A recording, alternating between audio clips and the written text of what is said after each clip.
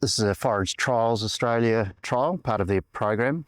It's an independent grouping of researchers. Most of the researchers work for seed companies. So we've got together and we want to test out our up and coming and new varieties, but we want it done independently in a range of environments across the country and measured and assessed by all of the members of the Forage Trials Australia.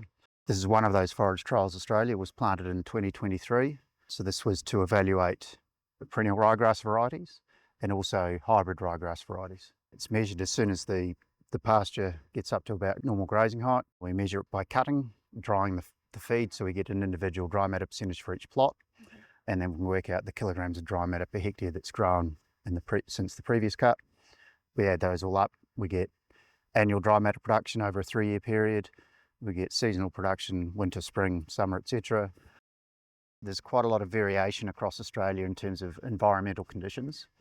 So if you have one location and you test your varieties and find that it does pretty well there, you run the risk of then putting the variety on a farm in another region or district and it just doesn't perform up to expectations. That if we release a new variety and we talk to a farmer, say in Ebor, about how good our variety is and how well it's suited, we want to have local information. So that's why we put a lot of sites around Australia on commercial farms and test the varieties out in sort of real world conditions. It gives farmers a lot more confidence that if they're going to use the variety, it's actually going to perform the way we expect it to perform.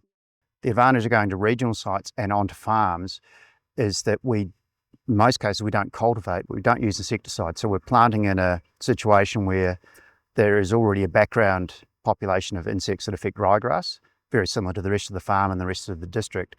So when we plant different varieties and particularly different endophytes, we can see over 3 or 4 years what effect those endophytes have had on the local insects.